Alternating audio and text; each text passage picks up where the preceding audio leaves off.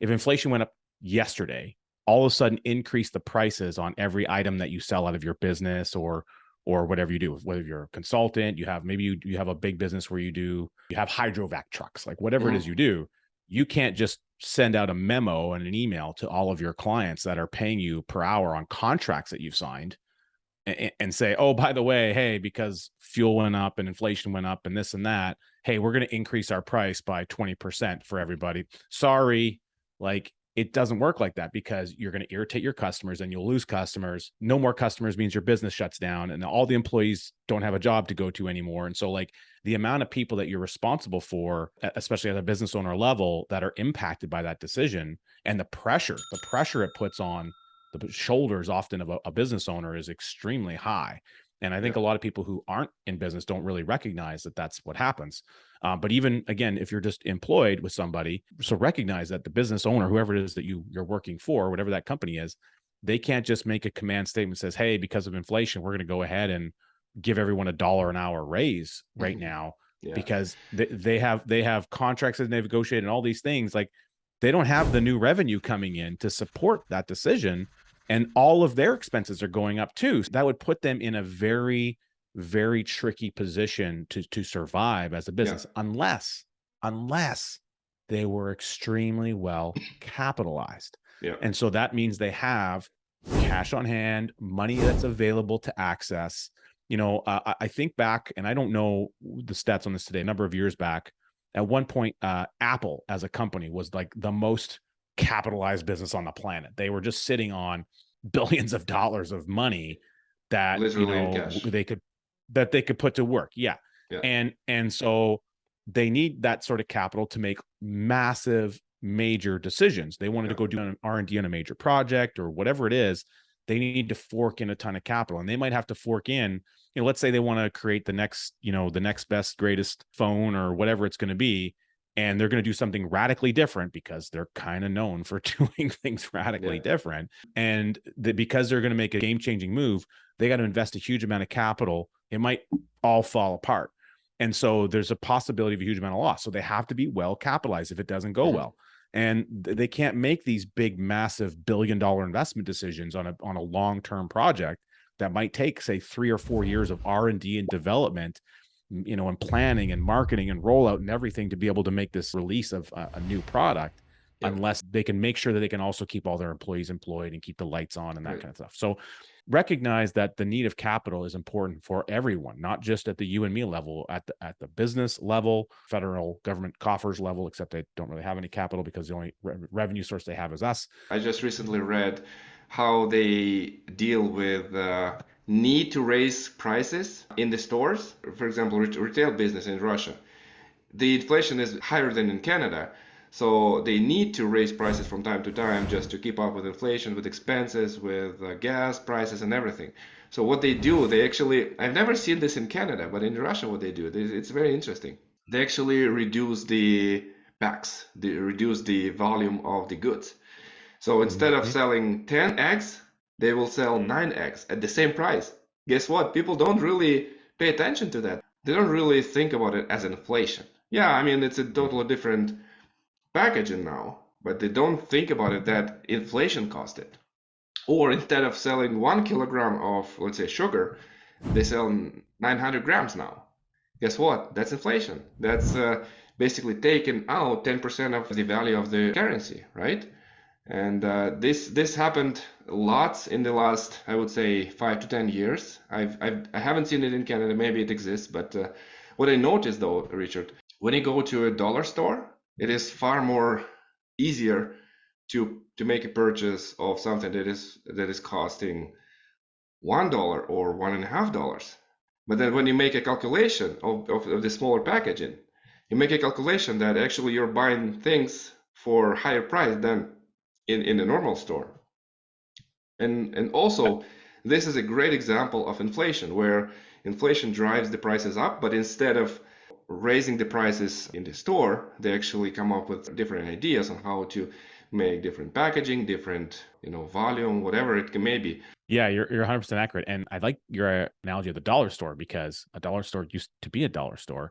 And now a lot of things that you'll go and buy are $2, $3. right? $5. $5 or Yeah. whatever.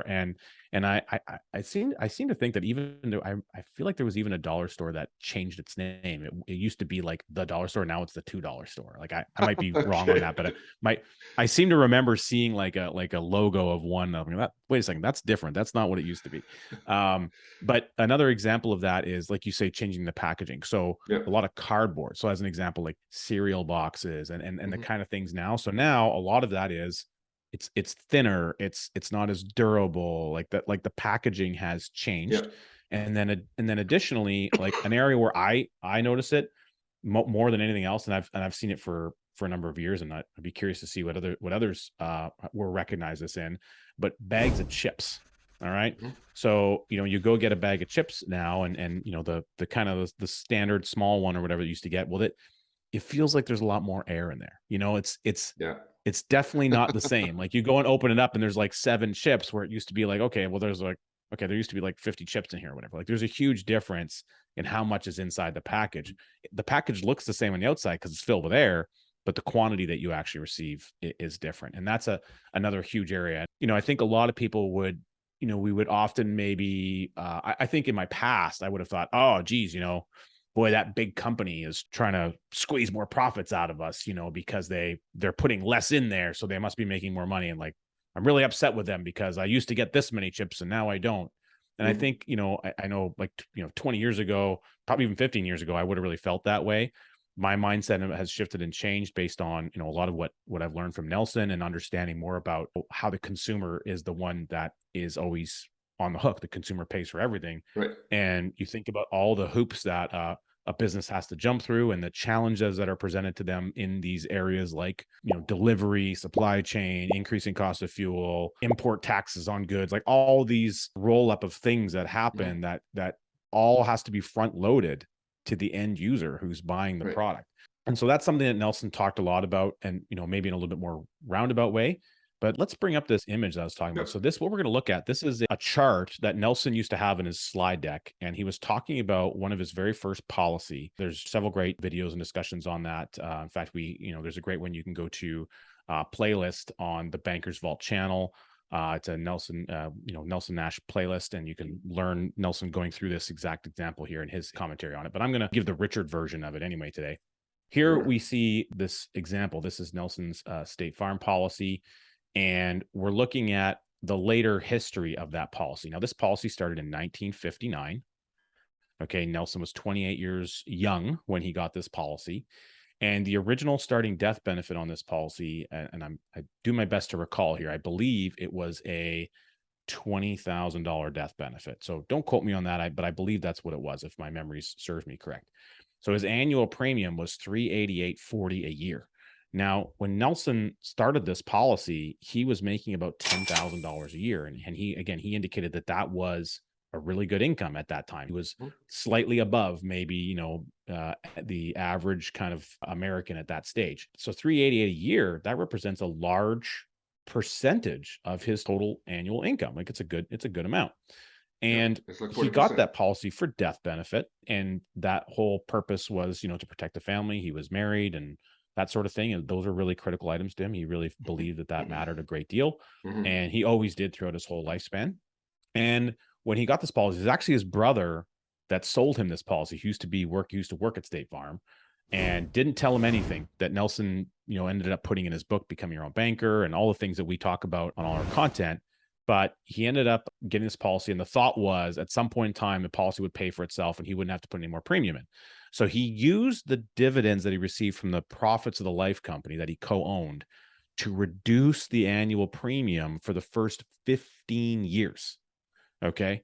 So in other words, he stunted the growth potential of the policy dramatically. Yeah. And he didn't know any better. He didn't know any better because he just wasn't taught. It wasn't really conveyed to him that he could do more with the policy. Nelson also talks about, especially in his second book, Building Your Warehouse of Wealth, he talks about a couple of deals that he did through this policy with policy loans. One of his most profitable real estate deals he ever did came from a $3,000 policy loan he took from this policy, where he got a piece of land, timberland, at a discounted price at about 25 cents on the dollar. So it ended up being a smoking deal for him. And over his lifespan, he was able to generate a great amount of revenue and and even cash flow off of selling that land. He sold it. He financed a new buyer for 10 years at 15% interest. So he made a great amount of money on that deal. And what I really want people to understand is we have this red bar here with a premium. So 388.40, if you just scan the bottom there, again, this was started in 1959. We're looking at a much later period of time. That red bar is perfectly flat and level over the entire time frame. The premium never went up. It was contractually locked in. But this is what's interesting. I just wanted to add that the chart that we're looking at is actually not from the beginning from the policy. It's a 31st year of the policy. And this is a stunted policy because he wasn't applying the dividends to paid up insurance like he would teach people to do, because he didn't know any better at that time. And so what's interesting here with this example is there's a yellow line here, and that yellow line represents GCV, which stands for guaranteed cash value increase. So by age 100, the cash value must grow to equal the total death benefit. Now, if his original contract was 20,000, so if the original death benefit was 20,000, by age 100, at the time of this policy being issued, it was age 100. Now in the United States, it's age 121. The cash value had to grow to equal that original death benefit number of 20,000. Now, as Nelson used that dividend he changed it, and he had that dividend go buy paid up insurance, the policy started to grow and accumulate more and more and more. He didn't have a flexible premium like a lot of people talking about paid up additions premiums and riders and these sorts of things nowadays. He didn't have that in 1959 with this policy. All he was able to do was pay the base premium of $388.40. He couldn't make it any quote unquote better than that. And what's interesting, and Nelson would say, he took checks out starting in 2006 all the way up to, I believe, 2010. So he took 4 checks out. He changed the dividend option, and he had the insurance company send him a check. So he again stunted the growth of the policy by doing this. This is really important to understand. He chose voluntarily, because he wanted to be able to take a picture of a physical check, that he would say, look, stop taking my dividend and buying paid up insurance. Send me the dividend instead in the mail. Now, when he received that dividend, he took checks of them, and that dividend didn't go back into the policy to make it bigger. So again, he stunted growth a second time in the policy. Here's the key thing. The guaranteed cash value increase, what we're looking here, this number is each and every year. So in 1990, he had whatever, a chunk of guaranteed increase, which was greater than the red line, his premium. And then the next year he paid a premium, and the guaranteed cash value increase was again stacked on top. It's greater. And so every time that there was an increase, every year that we're looking at, whatever the increase is being stacked on top of last year's increase. Okay. So as an example, in 1990, he paid $388.40 a year. And if we look at the yellow bar and the blue bar combined, we add those together, that gives us the green bar, the total. Well, that looks like, let's just ballpark it at $2,500. So the total increase in his policy was, he put in $388.40 and he got $2,500 in cash accumulation. So he got his $388 back plus a lot more than that, basically. All right. Now, as we go through this, you see each and every year, just imagine the green bar here is basically stacking on top of the one before it. What's really cool to see, because there's no, even like when you see like 1998 to 2000 here, it shows it's going down, but it's not going down. The policy didn't retreat or go down in value. All that happened is the amount of dividend he got that year was slightly lower. So, but this green bar is actually added on top of the previous green bar. Okay.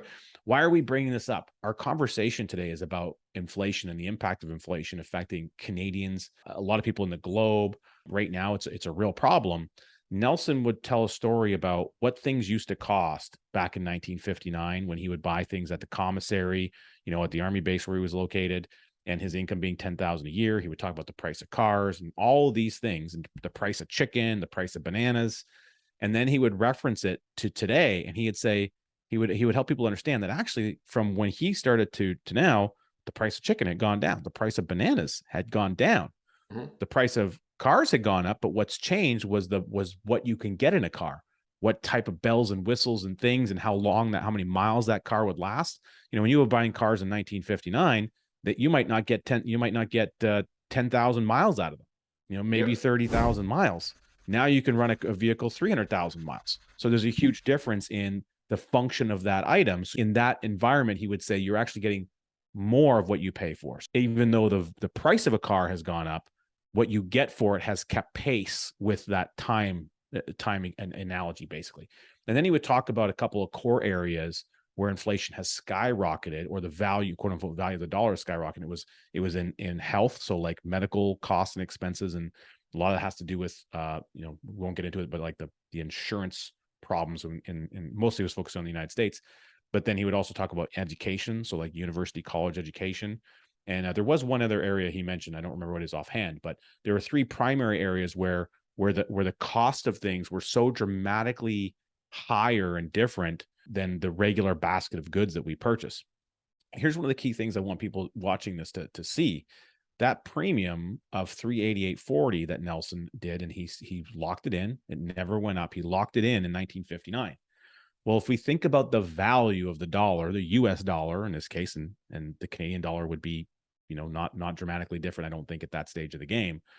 The value of the dollar at that point, Nelson locked in the value of that dollar because he locked in the 388 premium. So he locked in the strongest dollar available to him, and he was paying that premium now in weaker dollars for the rest of his lifespan. So as his income went up, he would make the same injection of 388.40, but he was, even though the value of the dollar was going down, the premium didn't change, but the increase in the policy was keeping perfect pace with inflation over his lifespan. And, he said that, the dividend alone that he received, in like 2006, 2007 and stuff, it was more than 10 times the premium that he was put in that same year. And so just take a moment and think about that. Put yourself down the road into the future. Recognize that you could lock in the strongest dollar today, and you could be making a premium deposit into a contract that you own and control, that by the virtue of its design and by historical nature, we can use Nelson's history, 88 years on planet Earth, as a reference point, and all the cycles and booms and busts that he experienced over his lifespan. Every time that the markets crashed for whatever reason, his insurance value still went up. And so the reference point of how that policy, that was, I wouldn't say poor design, it was designed to do what it could do at the time, but he stunted the growth. So he in the first 15 years, and then he stunted it again later in the policy just to prove a point, because that's the kind of guy he was. And when Nelson passed away, and I'm doing this from memory, I believe the final death benefit that paid out in that policy was somewhere about $135,000 and $140,000. It started as a $20,000 death benefit. Well, 20 times 5 is 100. So it was like 6 times, 7 times greater than the original death benefit. And at the point in time where Nelson passed, the cash value would have been much closer to that death benefit line, because the cash had to grow to equal the death benefit. So it kept pace with all the problematic issues of inflation over Nelson's lifespan.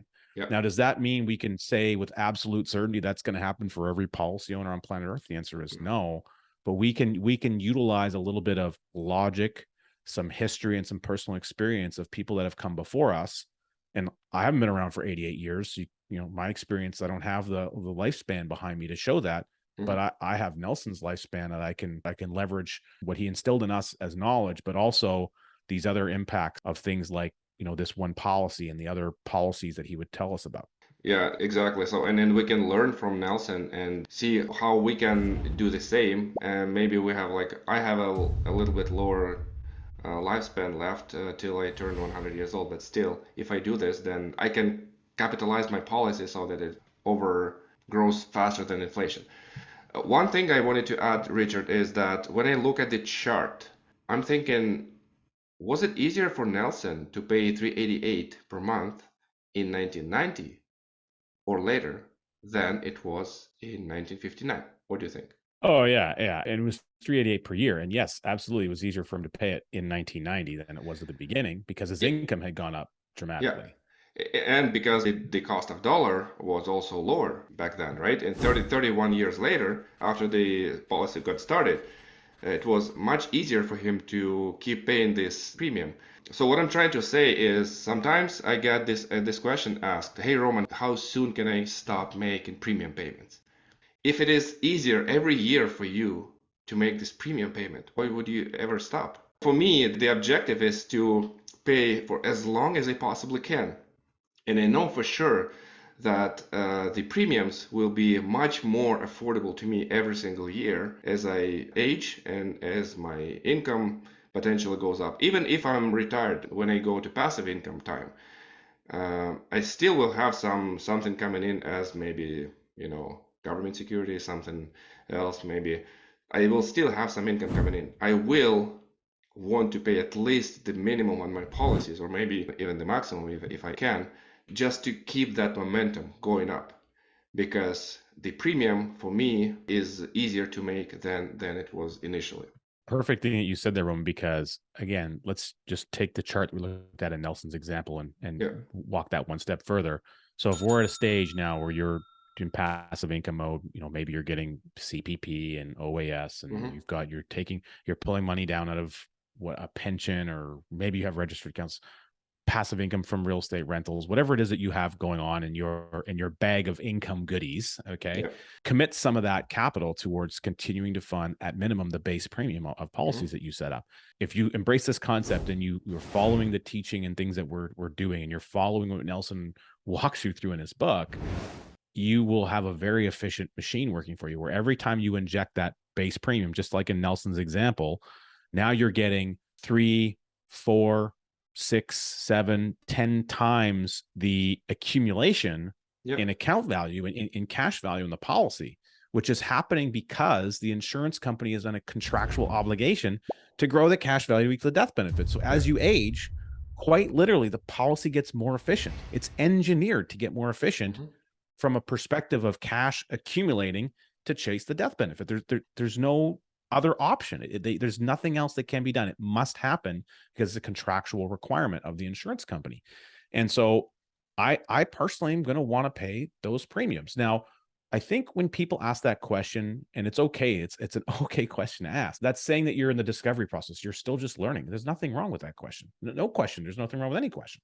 But recognize how we're thinking. I think what people just want to know, because they're so accustomed to getting beat up by Hmm. different costs and expenses, that they want to know they have the option, the ability to, or the Yep. choice that they might be able to stop making the premium payment. And so, for far and wide, in most situations, that will be the case. It just depends on size of your program, when you get Hmm. started, and a number of factors. But the key thing is, instead of asking the question, so just change your mindset. Instead of asking the question, when can I stop paying? Start asking the question, how much can I put into it? The older I get, how much can I put in? Hmm. And if you just adjust that question in your head, it doesn't mean that you won't have the choice to stop. What it means is that your focus and your energy and your attention is going towards accumulation, towards increasing your value proposition and what you do from now to the day that you might want to stop. Because you're really, Yeah. when you get there, if you have that question in mind, you're not going to want to stop. And the amount of legacy potential and the amount of accumulated cash values and things that happen will be far greater than someone who has the mindset of, when can I stop? If all you're thinking about is when you can stop, you're missing a huge component of the thinking process to what's going to make you ultimately successful with this journey. And Nelson says it on page 85, point number 2 in the book. If you knew you were going to get back every single dollar you put into a system, potentially tax-free, would you ever object to putting any more money into it? It's a rhetorical question. Obviously, the answer is no.